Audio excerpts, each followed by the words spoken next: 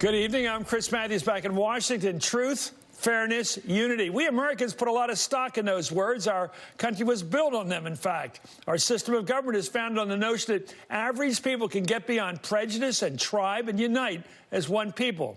E pluribus unum. From many to one. Well, today we have a man in the White House who subverts these American convictions on an hourly basis. Donald Trump does not believe people are on the level. He believes they are connivers, looking out for themselves and only themselves. He believes we are anything but united, instead a land of hateful tribes. He relishes this bitter America, seeing himself above it and its laws. You're not supposed to make money off political office, Mr. President, least of all the American presidency. There were loud warnings when Trump ran that we were going to see what's happening right now, however. The buttering up of the president by foreign potentates gobbling up hotel rooms at Trump International here in D.C. The shameless stopovers at Trump golf courses and Palm Beach resorts. Even the presidential personal promotion of such destinations for the next G7 meeting. The vice presidential stops in Trump's properties overseas. Do we honestly believe it will ever end? Donald Trump's rubbing the country's nose in his readiness to turn a nifty profit while we Americans pay for the gas. Truth, fairness, unity. Where's Donald Trump's name in those words? Well, we learned last week that Congress is investigating now whether the president benefited from the vice president's trip to Ireland. That's because Mike Pence stayed at a Trump resort in the town of Doonbeg. It's 175 miles from Dublin, where his official meetings are actually taking place. It's part of a much larger pattern, of course, as the New York Times reported this weekend, quote, patronizing his properties has become a routine part of doing business in the Trump era. In fact, one Republican in the country running for Congress in California said, when you have an event there or do something there, it signifies that you're supporting the president and supporting what he is doing. In other words, if you go to one of his resorts, he likes you. It sends a clear message, the guy said. Well, according to the New York Times report, Federal Election Commission records show that since Trump became president, his properties have received over $5 million from political candidates or party organizations. Well, that's a hell of a jump from 4 years preceding the campaign, when political spending at Trump's properties amounted to about $100,000. So it's about 50-fold what's been going on here. According to the group Citizens for Responsibility and Ethics in Washington, at least 90 members of the U.S. Congress, 250 Trump administration officials, and more than 100 foreign officials have visited Trump properties. And here's how the president talked about that today. I don't need to have somebody take a room overnight at a hotel. Mike Pence, as an example, his family lives in Doonbeg, Ireland. And he's actually told me that he stayed there many years ago at the same. I bought it years ago, but he was there before I bought it, I believe he said, a long time ago. But he was in Ireland, so he said, you know what I'll do? I'll see my family. I didn't know about that, but I can say he has good taste. He's got good taste. Selling it again. I'm joined right now by Cay Johnston, founder and editor-in-chief of the DCReport.org.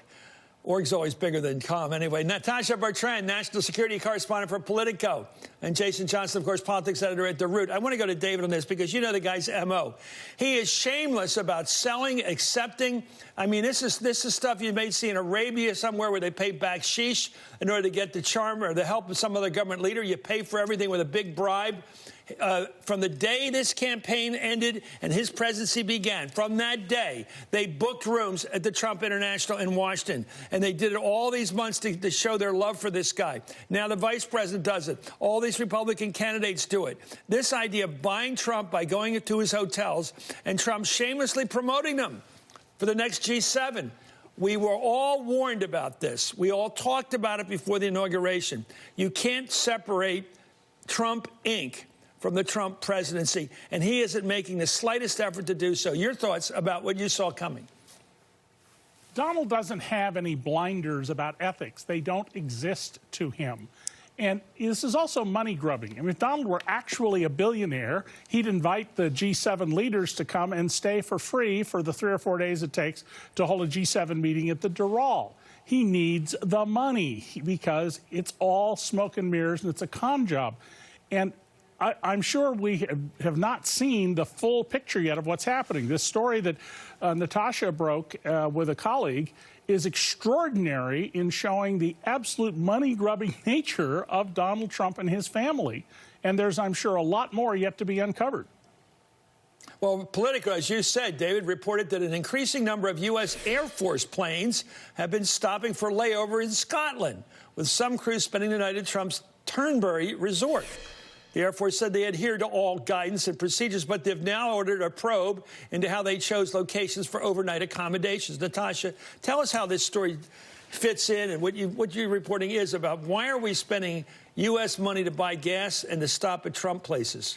To buy fuel at a commercial airport where it's actually more expensive than if they were to refuel at U.S. military bases, which is usually what they do. They stay on U.S. military bases when they are traveling to the Middle East and back to the U.S., et cetera. So this story, on a number of levels, is very odd, and that is why we got someone who came to us with the story. They were frustrated that they had brought this to Congress and that there had been no movement on it. So they asked us to do some digging and to report on it, because members of the military and these crews that have been kind of rerouted to go through Prestwick Airport, which is close to Trump Turnberry, are confused about why they're not landing on U.S. military bases. I mean, the explanation we've gotten from the military is that they have this contract with the airport, and it's just sometimes more convenient to go through there when there's not enough space, I guess, on Ramstein Air Base in Germany or in Spain where there's a U.S. military base. But this particular crew that we reported on that went through this Prestwick Airport in March had never actually gone that route before. So what we're also seeing is a dramatic uptick, something like fivefold since 2015, in the amount of planes that are stopping at this airport. And of course, that airport is necessary for Trump Turnberry to survive. Yeah, it seems, Jason, like the word's out. Spend some money at Trump World. Oh, yeah. And because the VP doing it, the Air Force is doing it, foreign leaders are doing it, members of Congress, people running for office are doing it. Spend some money on Trump, and he'll like you. Yeah, it's all a kickback, right? But remember, Chris, we heard about this with Jared. We heard about this with Ivanka. Kellyanne Conway, promoting jewelry. Jared going over and supposedly selling visas. The whole family is basically running this pyramid scheme scam that you got to kick things back to Donald Trump in order to be successful. What I think is particularly disturbing about it is there is no benefit to it, right? Because it's not like this guy will be loyal to you. It's not like after you stay there, he's going to be supportive of you politically. He's going to keep doing what he wants to do. So people are putting money in his pocket, our taxpayer money, to get nothing back. Well, let's go back to David. He's with us now. I want to know, David, how do you think Trump gets the word out? In third world countries, I don't want to knock third world countries, but the fact is there's so much backsheesh and dash. It goes. Oh, we lost him again. I go back. Who's overseas a lot? I'll go back to you. Yeah.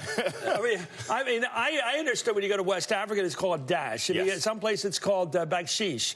It's a bribe, but you have to give a little tip to get anything done. That's how you make business. Well, we interviewed Yasser Arafat one time. It's just nicely, as I should say, suggested to you that you buy a floor of rooms to stay in Ramallah, even though you want to stay back at the King David or somewhere. Mm-hmm. You buy the rooms because that's a suggested way of getting the meeting to last. I think and you do it. Yeah, that's third world stuff. One of the things that is alarming about what we discovered about the military spending money at Trump Turnberry is that, it wasn't necessarily. I mean, it was alarming, but it wasn't all that surprising that people around Trump and in his cabinet and officials from different agencies were spending money at his resorts, perhaps to curry favor. It's not even surprising that foreign governments are doing it, but to learn that the military and federal money is actually being spent at his properties, not only that, but at this airport that's kind of propping up this airport, which is necessary for Trump Turnberry's survival. That, I think, really took this to a new level because we expect the military to be completely apolitical. Why would they be political? What do they get out of it? Some field general or colonel or somebody? Well, what would they get, a promotion out of this? We're still trying to get to the bottom of their motivations and whether or not this is something that came from the top or whether it was crew members who just decided to kind of land at this airport, which is unlikely, frankly. But yeah, it's a good question. Go ahead. And the presumption is that you can actually buy off this president. The presumption is that these things will actually work. And here's the he said good taste. He's chuckling over this. He's chuckling over it because he knows that they're going to do this anyway. And the president, whenever he knows that a story like this is going to come out, he decides to distract. He decides, because as bad as this is, it covers up the fact that we've been talking about for a week now that the FEC is weakened now. So if there are investigations into how this could go into campaign funding, we can't do so. He gets into fights with John Legend and Chrissy Teigen. This is all the things that President Trump Trump does when he doesn't want us investigating the fact that he is ripping the American people off. You think he started this fight with John Legend and Christy Teigen? In part, yeah. Okay, I'm not sure I'm that strategic with this guy. I know one thing, David. I want you to tell me about this. There's a piece of the paper the other day, a pictorial of the big, great room, whatever they call it, at Trump International. I've never been there since he took it. I've been there with a post office.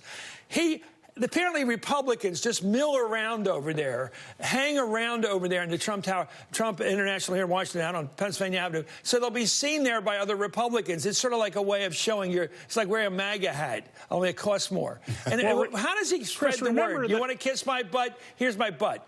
Do it. It's almost like that. He did that on Inauguration Day. When the Trump motorcade on its way to the White House stopped, it was in front of that hotel. The family went out and took a 2-minute turn on the pavement, and that was the signal. You want something from Donald Trump, you will pay tribute. Here's my hotel. I don't think anybody could miss that.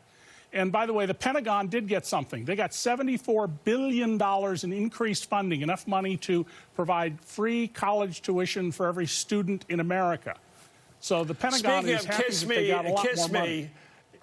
Here's Trump again. Yeah. We're getting new reporting just tonight on why the National Oceanic and Atmospheric Administration contradicted its own scientists last week vis-a-vis Alabama and its vulnerability to that hurricane.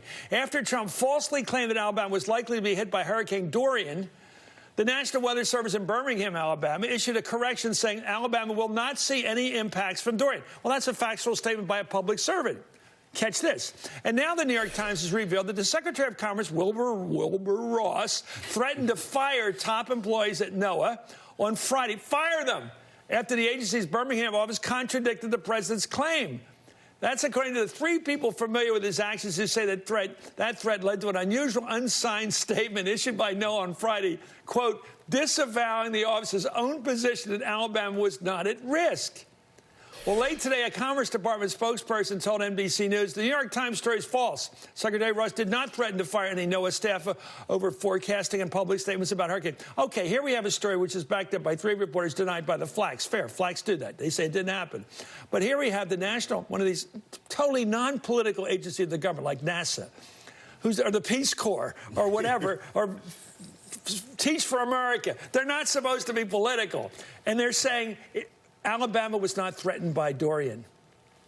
And now they had to come out and say, yes, it is threatened by Dorian, because the president wants to have his lie covered. I mean, when not even the weather is apolitical anymore, I mean, we know we're getting into really uncharted territory. I have to admit, I wasn't really following Sharpiegate that closely as we were reporting out this other story, but it is very clearly something that the president just can't let go because of his ego. The pictures in the paper where it shows the real design of the width of the hurricane's landing places, and then the Sharpie thing drawn around it. Yeah. Look, if there's one by the president, if there's one group that should know when there's flooding and rain and hurricanes, it's NOAA, right? Like, and that's their job to know it, besides the sort of underlying biblical reference. But the critical thing is that this is a safety issue, right? You start telling people that a hurricane is coming, that storms are coming, they start picking up. Okay, why would he do it? Oh, why would the president lie? No, why would he say that Alabama's threatened? Because he forgot. No. I don't think it was strategic. He wanted to be able to say, David, help me out here. I think Trump did it. I'm just watching Trump. My theory, your theory first. Why did Trump say vulnerable? Alabama, a state he's going to get in the next election probably. It could be close for the Senate, but he'll probably get it. Well, I'm with Jason. I think he made a mistake, and now he has to stand by it. And what should disturb us is there's a message that's been sent to every civil servant in this government. You only say what we tell you to say, even if it's a lie at the risk of your job. And to those people, don't quit. Make them fire you. Make an issue out of it. Tell the truth. Easy for you to say, but a good moral advice, I got to tell you. But my theory is Trump wanted to argue that Alabama was threatened by this storm, but that he somehow saved it from the storm. That's what he wanted to do. Trump is unbelievable. Anyway, thank you, David Cay Johnston. Natasha Bertrand, congratulations on that story about the errant Air Force platoon that decided to stop and make Trump like them. Anyway, and Jason Johnson, as always, coming up, Trump's